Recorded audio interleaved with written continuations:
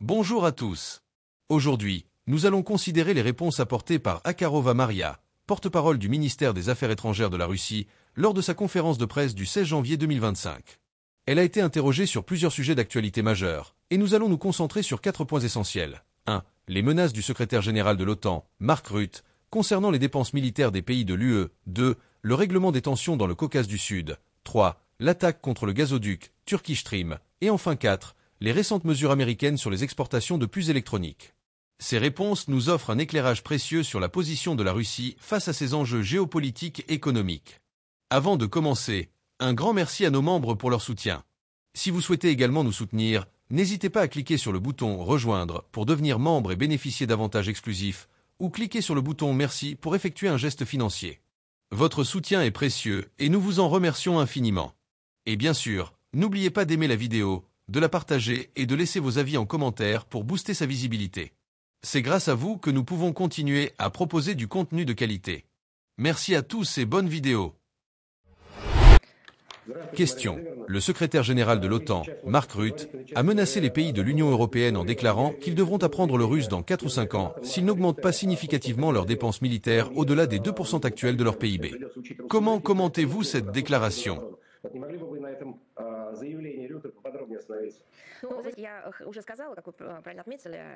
Réponse. Vous avez raison de souligner que, dans cette déclaration, il est difficile de décider ce qui est le plus frappant, le mensonge ou le nationalisme. Évidemment, cette phrase n'a pas été prononcée avec une connotation positive, mais avec une intention dépréciative. Je conseillerais aux Européens et aux membres de l'OTAN de commencer dès maintenant à apprendre le russe. C'est possible gratuitement ou en y consacrant un pourcentage du PIB de leur pays. La langue russe est magnifique. Tant de choses fantastiques, impressionnantes et artistiquement inestimables ont été écrites en russe, qui font désormais partie intégrante du patrimoine artistique mondial. Le russe est également l'une des 6 langues officielles des Nations Unies. Je ne vois aucune raison de ne pas l'apprendre. Dans le monde entier, des personnes vivant à des milliers de kilomètres du continent européen commencent à apprendre le russe pour comprendre notre culture, notre identité, et pour découvrir les chefs-d'œuvre qui ont marqué l'histoire universelle. Alors, pourquoi les habitants des pays voisins de la Russie ou des États européens ne feraient-ils pas de même? Nos cultures sont interconnectées. L'architecture russe, par exemple, regorge d'influences occidentales et européennes. Lorsque vous regardez le Kremlin, vous pensez à Milan. À l'inverse, la culture européenne, quelles que soient les intrigues, est impensable sans la musique de Tchaïkovski ou sans les œuvres de l'école artistique russe. Ainsi, en cela, Mark Rutte, secrétaire général de l'OTAN, telle une horloge cassée qui indique tout de même 2 fois par jour l'heure exacte, a eu raison sur un point. Apprenez le russe.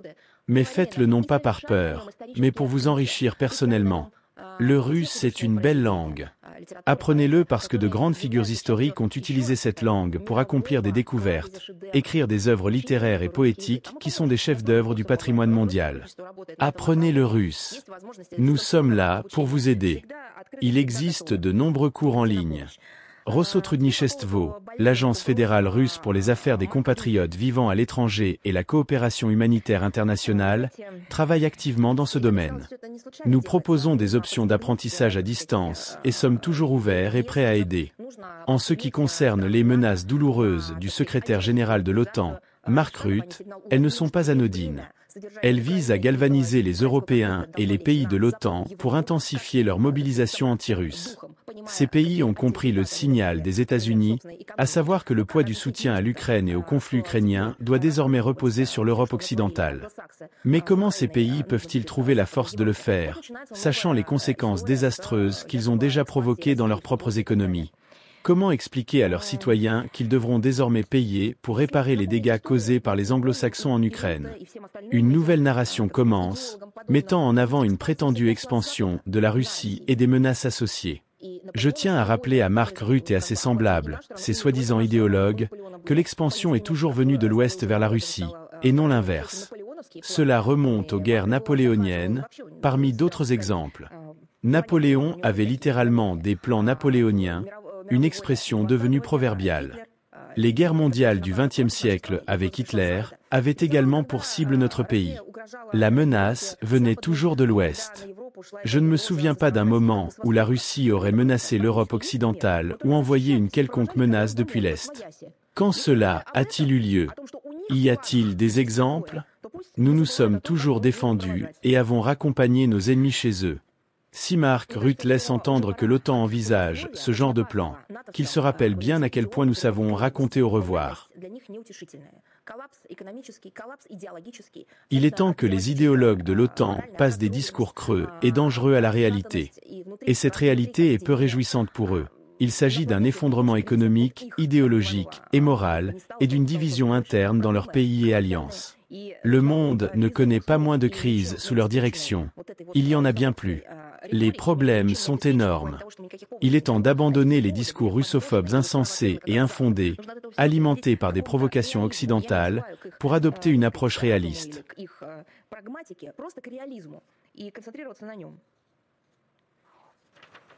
Merci Zakharova. Une question sur le règlement dans le Caucase du Sud. Le 12 janvier, dans le programme télévisé Vesti Nedeli, des commentaires ont été faits à propos du corridor de Zangezur, ce qui a suscité une réaction assez vive dans le paysage médiatique arménien. Comment pourriez-vous commenter cela?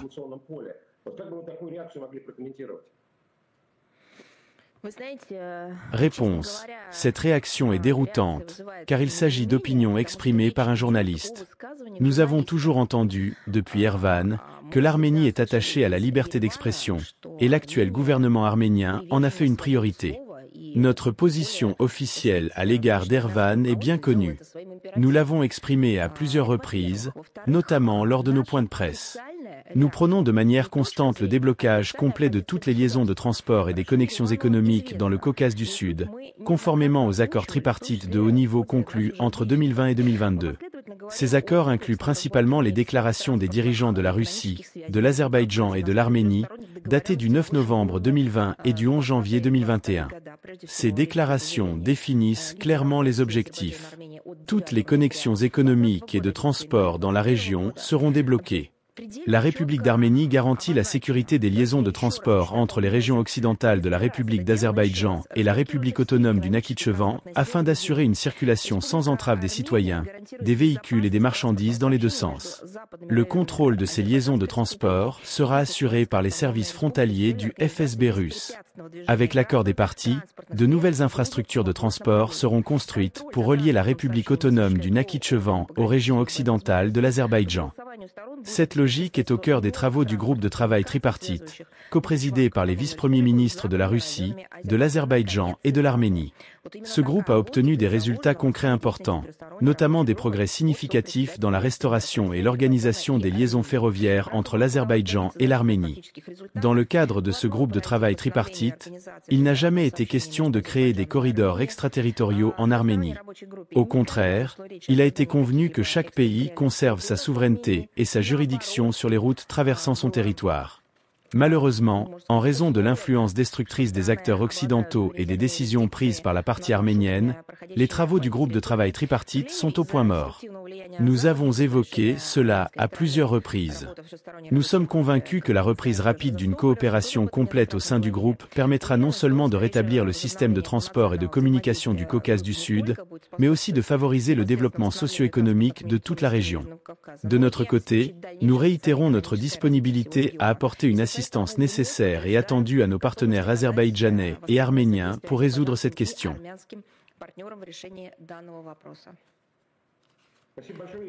Bonjour, une question à propos de l'attaque des forces ukrainiennes contre le gazoduc Turkish Stream. Les forces ukrainiennes ont tenté d'attaquer une station de compression du gazoduc Turkstream. Quels objectifs Kiev poursuivait-il? Existe-t-il une probabilité que, par cette attaque, le régime de Kiev ait également voulu exercer une pression sur les pays européens dépendants de ce transit? Peut-on supposer que l'attaque ait été coordonnée avec Washington?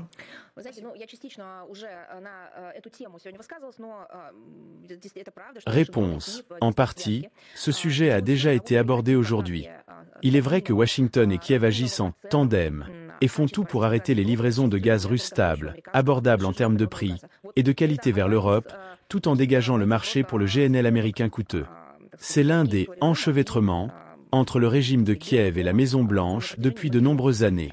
Il y a des raisons de croire que l'attaque terroriste du 11 janvier de cette année contre la station de compression du gazoduc Turkstream, dans le kraï de Krasnodar, a été effectuée sur les indications de Washington. Tout cela s'inscrit dans la logique des déclarations officielles des États-Unis depuis des années, selon lesquelles ils ne veulent pas du gaz russe en Europe et qu'ils détruiront l'infrastructure civile qui transporte le gaz russe vers les consommateurs européens. Ils s'opposeront de toutes les manières possibles à la coopération énergétique de notre pays avec l'Europe de l'Ouest.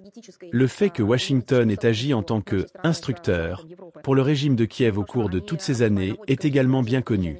Les frappes sont réalisées sur la base des informations et des coordonnées fournies par les services américains compétents. Les Britanniques participent activement à la déstabilisation de la situation sur la côte de la mer Noire, en organisant diverses actions de sabotage et des attaques terroristes. Nous en avons parlé à plusieurs reprises. Nous nous attendons à ce que toutes les forces intéressées, ayant une influence sérieuse sur le régime de Kiev, en particulier la Turquie, déploient des efforts maximaux pour prévenir de telles tentatives de violation grossière de l'inviolabilité des infrastructures civiles à l'avenir. Je pense que tous ceux qui participent à de tels projets d'infrastructures d'une part, et d'autre part fournissent au régime de Kiev des armes, des drones, ainsi que d'autres types d'aides, létales et non létales, doivent comprendre qu'à un moment donné, ces deux processus peuvent se rejoindre. Et leurs propres projets peuvent être frappés par les armes qu'ils fournissent eux-mêmes. Cela n'a absolument aucun sens. Construire le Turkstream et fournir des armes au régime de Kiev, qui pourrait détruire ce projet avec ses armes, ou consommer ce qui passe par le Turkstream, tout en remplissant le régime de Kiev avec des armes qu'il utilise contre le gazoduc. La privation des pays européens des livraisons avantageuses d'hydrocarbures russes ne mène pas seulement à un affaiblissement supplémentaire du potentiel économique de l'Europe, à la destruction de ses avantages concurrentiels, mais affectera également négativement le niveau de vie des simples citoyens européens. Les plus touchés seront les habitants de l'Autriche, de la Hongrie, de l'Italie, de la Slovaquie, de la Turquie, de la Moldavie et de la Transnistrie. Cela pourrait également se retourner contre l'Ukraine elle-même, mais V.A. Zelensky ne pense plus à ses citoyens. Et tout cela parce qu'il a un complot secret avec les anglo-saxons, des liens corrompus qu'il réalise maintenant de cette manière. Question. Le 13 janvier de cette année, l'administration du président des États-Unis Joe Biden annonçait un nouveau durcissement des règles d'exportation des puces électroniques. Ces nouvelles règles limitent l'exportation de puces électroniques puissantes pour les systèmes d'intelligence artificielle, IA, vers la plupart des pays du monde. Certaines entreprises technologiques américaines et organisations du secteur considèrent cette mesure comme une réglementation excessive dans le domaine de l'intelligence artificielle. La Chine a déclaré que l'abus des mesures de contrôle des exportations mine gravement les règles du marché et l'ordre économique et commercial international, et a un impact important sur les innovations scientifiques et technologiques mondiales. Comment commentez-vous ces mesures de contrôle des exportations des États-Unis? Selon vous, comment cela affectera-t-il le marché mondial des puces électroniques et l'écosystème des innovations technologiques? Réponse. Il y a ici aussi une sorte de contradiction logique. Je vais expliquer de quoi il s'agit. Nous comprenons et voyons comment, ces dernières années, la Chine a réalisé des progrès impressionnants dans le domaine des technologies avancées, y compris l'intelligence artificielle. Cela correspond parfaitement à la stratégie de développement du pays élaborée par la direction de la Chine. Nous collaborons activement avec Pékin dans le domaine de la science et des innovations, y compris les recherches liées à l'intelligence artificielle. Le nouveau paquet de mesures restrictives imposées par l'administration Biden dans le domaine des hautes technologies est une continuation de la politique destructrice de Washington visant à freiner le développement de la Chine. Cette pratique s'applique à tous. Le ministre des Affaires étrangères de la Russie, S.V. Lavrov, en a parlé en détail lors de sa conférence de presse du 14 janvier de cette année. Nous ne voyons rien de nouveau dans ces approches. Au lieu d'une concurrence loyale et d'une coopération mutuellement bénéfique sur la base des lois économiques reconnues, des normes et des principes des institutions financières internationales et des organisations commerciales, les États-Unis et leurs satellites utilisent activement différentes méthodes protectionnistes, des pressions-sanctions illégales et d'autres restrictions politiques motivées, sales et illégales. Il faut rappeler le boomerang. En règle générale, cela revient à ceux qui lancent de telles initiatives. Cela a un effet négatif sur l'économie mondiale et l'ensemble du système économique d'innovation technologique. Dans leur tentative de rompre les liens avec les puissants et dynamiques centres du monde multipolaire, Washington risque de s'isoler et de gaspiller des ressources dans une confrontation futile au lieu de résoudre les problèmes pressants, en particulier à l'intérieur de leur propre pays. je voudrais parler d'une contradiction intéressante. Ce n'est pas seulement une question de concurrence déloyale. Il y a une manifestation d'une réflexion néocoloniale, car en créant des barrières artificielles pour le développement des technologies dans l'industrie de l'IA, les États-Unis cherchent à se maintenir comme le seul ou le principal fournisseur de technologies et de produits de leur application pour tous les pays ayant besoin de cela. Ils le font exclusivement selon leurs propres conditions et cette fois, dans la logique habituelle de l'asservissement numérique des pays qui reçoivent ce soutien. Quelle est la contradiction? Le fait est que sur différentes plateformes internationales spécialisées où l'intelligence artificielle, les nouvelles technologies et les avancées sont discutées, les représentants des États-Unis se montrent actifs et tentent toujours de se présenter comme des pionniers dans la discussion et la définition des problèmes. Dans les initiatives qu'ils promeuvent et proposent, une grande place est donnée à l'élimination du divisé numérique. Comment les déclarations dans les documents juridiques internationaux s'accordent-elles avec les actions pratiques? C'est une contradiction incroyablement intéressante. Le mot intéressant est à peine suffisant, car autrement il est difficile d'expliquer. Cela nécessite une étude spécialisée. Comment ces choses qui ne se connectent absolument pas peuvent-elles coexister dans la politique étrangère d'un pays? Il parle constamment du divisé numérique entre les pays en développement et les pays développés et de la façon dont il faut le surmonter. Ces déclarations doivent être confirmées par une politique concrète menée par les États-Unis. Or, là, c'est exactement l'inverse. Ils introduisent régulièrement des barrières non marchandes qui bloquent le transfert des technologies et des innovations de différentes manières, précisément pour empêcher ces nouvelles technologies, qui sont la clé pour réduire le divisé numérique, d'atteindre certaines régions du monde. La Russie prône une utilisation sûre, innovante et inclusive de l'intelligence artificielle. Les pays doivent avoir un accès égal à cette technologie de pointe. C'est dans l'intérêt de la sécurité globale et de l'accélération de la croissance économique partout, en réduisant le divisé numérique entre les pays. L'application de méthodes illégitimes et quasi-économiques dans le domaine de l'intelligence artificielle est inacceptable. Ce n'est pas simplement une nouveauté, un élément de mode. C'est une nouvelle technologie ou un ensemble de réalisations technologiques de pointe qui façonnera, comme l'ont déclaré de nombreux pays, l'apparence de la planète du futur. Cela affectera tous les aspects de la vie, la majorité étant la logistique, l'administration, l'interaction des citoyens avec l'État, y compris les services médicaux et la protection sociale, tout sera lié à l'introduction de ces nouvelles technologies, y compris l'intelligence artificielle. Dès qu'il y a des barrières artificielles sur la voie de la diffusion des technologies ou des produits qui y sont liés, cela signifie qu'une nouvelle forme de ségrégation est en marche. Ceux qui doivent être en développement constant et ceux qui prétendront au statut de pays développés dans les nouvelles conditions technologiques. Nous voyons comment certains États, en l'occurrence les États-Unis, cherchent à utiliser leur supériorité technologique pour établir leur propre domination politique mondiale. Les monopoles technologiques ont un effet extrêmement négatif sur le développement international et l'utilisation de l'intelligence artificielle pour résoudre les problèmes mondiaux correspondants. Nous appelons les pays à prendre en compte ces facteurs lors de l'élaboration de leur politique en matière d'économie numérique et de commerce.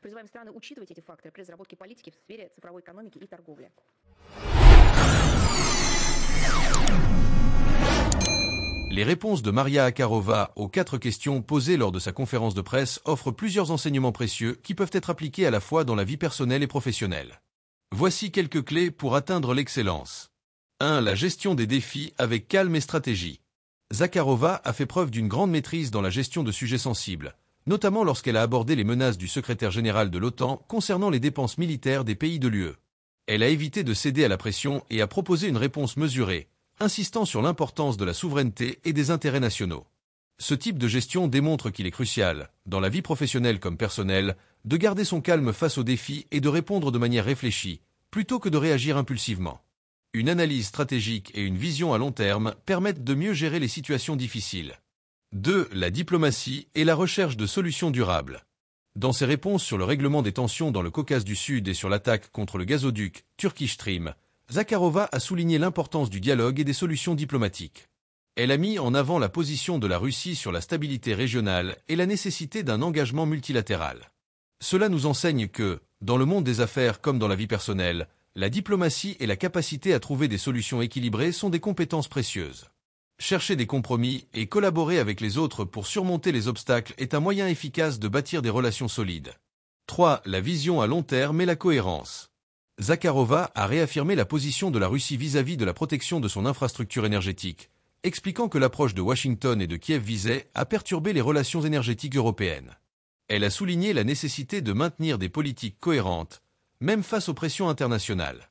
Dans un monde où les conditions changent fréquemment, l'excellence réside dans la capacité à maintenir une vision claire et cohérente. Avoir des principes et des objectifs à long terme, sans se laisser égarer par les obstacles à court terme, est une clé pour réussir, tant au travail qu'en dehors. 4. L'importance de la résilience face aux adversités. Zakharova a expliqué que le véritable déstabilisateur n'était pas la Russie, mais ceux qui cherchaient à détruire les relations pacifiques, comme les attaques contre l'infrastructure. Elle a souligné la résilience de la Russie face à ces tentatives d'agression. L'adversité est inévitable, mais la résilience permet de rebondir et de continuer à progresser malgré les difficultés. Dans la vie personnelle et professionnelle, il est essentiel de développer une mentalité de croissance et de persévérer face aux défis. 5. L'importance de la collaboration et des partenariats solides. Zakharova a mentionné l'importance de la coopération entre les puissances régionales et la nécessité de maintenir des partenariats solides pour résoudre les crises. Elle a fait allusion à la Turquie, qui devrait jouer un rôle clé dans la prévention de telles attaques. La collaboration avec des partenaires solides et fiables est essentielle pour réussir dans la vie professionnelle. Cultiver des relations basées sur la confiance et la coopération crée un environnement propice à la croissance et à la réussite, que ce soit dans les affaires ou dans les projets personnels. En conclusion, les réponses de Zakharova soulignent l'importance de la stratégie, de la diplomatie, de la résilience et de la gestion cohérente des informations pour surmonter les défis. Dans la vie personnelle et professionnelle, ces principes sont essentiels pour aller d'excellence en excellence. Comment appliquez-vous ces principes dans votre quotidien? Quelles sont les autres leçons que vous tirez des propos de Zakharova? Partagez vos réflexions en commentaire, et merci pour votre soutien continu. À très bientôt.